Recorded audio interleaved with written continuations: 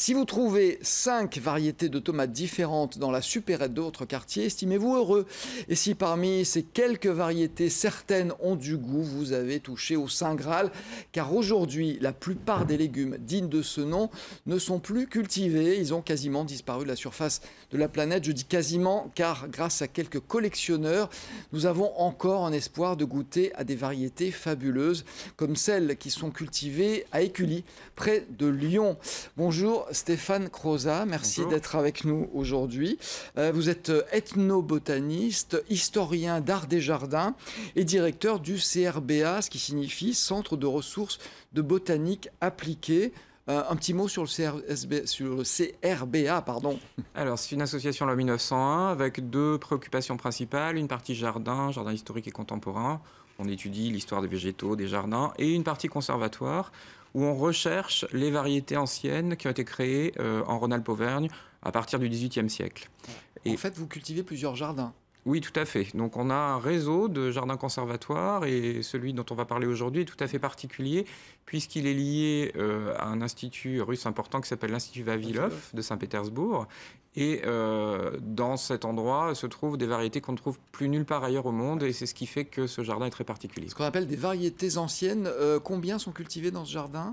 Alors actuellement à peu près 70, mais en conservation, en variété locale, on est environ autour de 300 variétés retrouvées maintenant depuis 6 ou 7 ans. Alors ce qu'on appelle des variétés anciennes ne sont pas forcément des variétés qui existaient à la naissance de la Terre. Si on peut parler de naissance, ne sont pas des variétés originelles, sont des variétés qui ne datent pas d'hier, tout simplement. Complètement. Alors il faut savoir qu'à l'origine, une plante, telle qu'on la consomme aujourd'hui, elle a été sauvage au départ. L'homme l'a domestiquée et parfois il y a plus de 10 000 ans. Si on prend le blé, c'est le cas. Il faut donc savoir que ce qu'on appelle une variété ancienne, bon, tout est relatif, elle peut être créée il y a 50 ans, mais aussi il y a 10 000 ans. Et si on perd cette variété qui a été sélectionnée au cours de ces 10 000 dernières années, elle est perdue pour toujours. Et c'est 10 000 ans d'expérience qui s'envolent en fumée. Voilà, alors ça veut dire que si elles sont anciennes, elles peuvent avoir été générées par la main de l'homme. En tout cas, la main de l'homme est intervenue. Ce qui prouve, si vous y intéressez, c'est que la main de l'homme n'a pas toujours une action négative. Bien au contraire. Alors c'est vrai que quand on parle de biodiversité aujourd'hui, on pense aux plantes sauvages, mais on oublie très souvent les plantes domestiques et elles sont extrêmement importantes puisque c'est toutes celles qui sont à la base de notre alimentation. Or, sans plantes domestiquées, on ne mange plus rien. Oui. Alors, dans ce jardin, vous l'avez dit, on trouve des semences qui ont été collectionnées par un certain Nikolaï Vavilov, qui est né en 1887, mort en 1943. En fait, il avait passé sa vie à collectionner des semences du monde entier. Complètement. En fait, c'est quelqu'un, il était généticien au tout début du XXe siècle, vers 1917-1920, il commence ses travaux et il a l'idée, le premier, que s'il veut nourrir la future URSS et surtout le monde, il va devoir retourner dans tous les centres de domestication des plantes au monde. Donc le haricot, la tomate en Amérique du Sud, le riz en Asie, etc. Et il va collecter au cours de 139 voyages, 70 pays, aujourd'hui à peu près 360 000 espèces et variétés, de son vivant 250 000, c'est colossal, en l'espace d'une cinquantaine d'années. Alors c'était pas un esprit de collectionneur, c'était déjà un esprit éclairé et j'allais dire visionnaire, parce qu'il avait peur qu'on perde cette biodiversité et il pensait donc à l'alimentation de l'espèce humaine, déjà. Totalement, en fait. Son objectif, c'était vraiment de trouver les variétés qui seraient les meilleures pour un certain nombre de raisons, pour s'adapter face à l'évolution du climat. Ouais. On est, je vous le rappelle, au début du XXe siècle, ça nous parle un petit peu aujourd'hui. Oui. Et puis aussi en termes de qualité nutritionnelle, parce que aujourd'hui encore, on sait que pour les plantes qui sont produites de façon industrielle, on perd un certain nombre de qualités nutritionnelles, notamment de toutes vitamines, protéines, etc.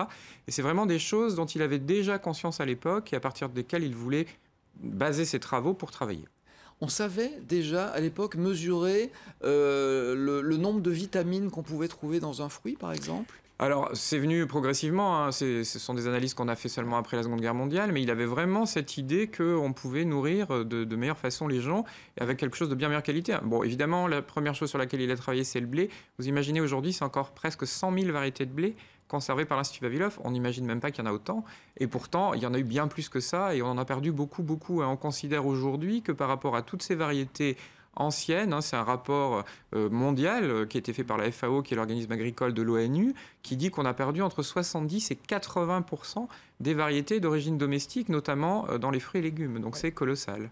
Donc on a perdu énormément de variétés et on a perdu surtout en qualité dans ces variétés. Vous me disiez en préparant cette émission qu'une pomme dans les années 50 avait 100 fois plus de vitamines que les pommes qu'on consomme aujourd'hui, sachant que la pomme est le fruit le plus consommé. Ça paraît tellement énorme qu'on a du mal à y croire. En fait, c'est une étude canadienne assez récente qui montre qu'effectivement, il y a une pomme qui s'appelle transparente de Croncel. Voilà, c'est un mot un peu... des mesures ont été faites et comparées à, pas la même variété, bien sûr, mais à des pommes contemporaines. Aujourd'hui, la Golden du supermarché, cultivée de façon intensive, industrielle. Il faut savoir quand même qu'une pomme, aujourd'hui, telle que vous la mangez, c'est 35 traitements par an, du moins si elle n'est pas produite en culture biologique. Et effectivement, le taux de vitamine C qui était mesuré est 100 fois inférieur à la pomme telle qu'elle avait été faite dans les années 50. Donc ça veut dire que ce qu'on mange aujourd'hui, il n'y a plus tellement de nutriments à l'intérieur. C'est de l'eau et de la cellulose. Et c'est ce qui pourrait expliquer que les gens mangent autant, parce qu'en fait, ce qu'on mange ne satisfait pas nos besoins. On peut l'imaginer. Il n'y a pas d'études tout à fait concrètes à ce sujet, mais enfin, quand on fait ce type... C'est une hypothèse. Oui, complètement. Ouais. Et on l'a fait dans tout un tas d'autres fruits et légumes. Les scientifiques font des mesures et on constate la même chose partout.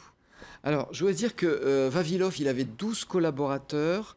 Plutôt parmi les collaborateurs qu'il avait, 12 sont morts pendant le blocus de Leningrad. C'était pour sauver cette collection, c'est-à-dire la valeur qu'elle a, qu'elle avait déjà à l'époque et qu'elle a encore aujourd'hui. Complètement, les gens avaient extrêmement conscience de ça.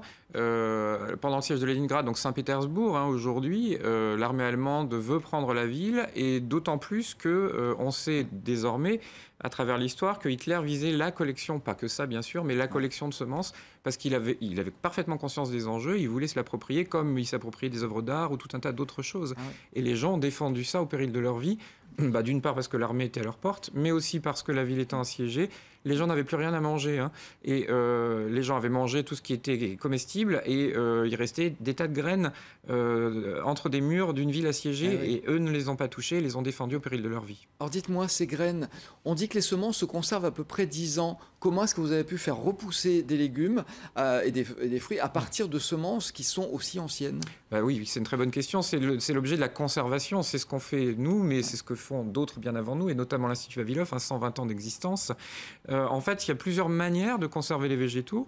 Soit on les conserve, on appelle ça ex situ, c'est-à-dire des frigos, des congélateurs, et même à l'Institut Vavilov de la cryogénisation, azote liquide, moins 196 degrés pour des pollens ou des greffons, des petits morceaux de branches d'arbres. Soit on la conserve donc in situ, donc dans les champs, dans les jardins, c'est ce qu'on fait aussi.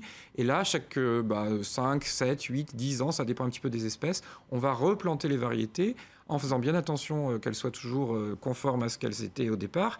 Et on va comme ça les perpétuer au fil des années, des décennies, voire des siècles. Vous avez goûté certains de ces produits, et alors ils sont comment?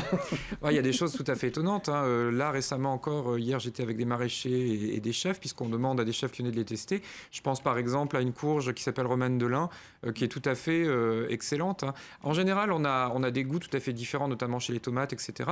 La différence, bien sûr, avec ce qu'on trouve en supermarché, c'est que ce sont des végétaux qui sont faits pour être produits localement, qui n'ont pas une très longue conservation.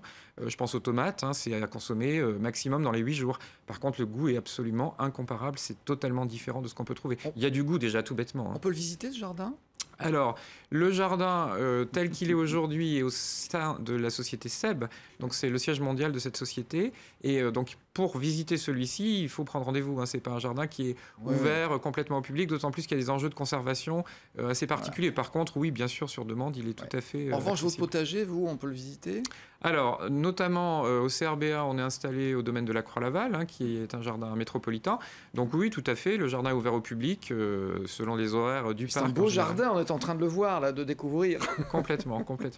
Oui, presque 8 mètres carrés de fruits et légumes, et la quasi-totalité des variétés qui s'y trouvent sont d'origine locale. Voilà. Alors il y a plein de choses à dire concernant les semences, et notamment l'inquiétude qu'on peut avoir sur la fusion Bayer-Monsanto, qui aimerait bien détenir le pouvoir sur la nourriture mondiale. On fait de la résistance encore ? C'est un petit peu l'objet, c'est-à-dire qu'à un moment, il faut simplement, c'est l'image que je fais à chaque fois, quand une grande entreprise crée une variété, elle est testée pendant 7 à 10 ans dans un seul endroit au monde, dans un laboratoire fermé, et puis on l'envoie partout. Les variétés locales, c'est exactement l'inverse. Ce sont des variétés qui ont été créées pour un sol, pour un climat, qui sont adaptées à une situation. Ce n'est pas quelque chose créé en laboratoire qu'on envoie partout. Et pour envoyer cette variété partout, créée par un laboratoire, il faut quoi? Il faut des pesticides, il faut des engrais, il faut de la chimie pour pouvoir les maintenir, pour s'affranchir de la nature. Les variétés locales, c'est exactement l'inverse. Et c'est le pari qu'on fait, c'est retrouver ces variétés, adapter à une localité et la redistribuer dans chaque localité.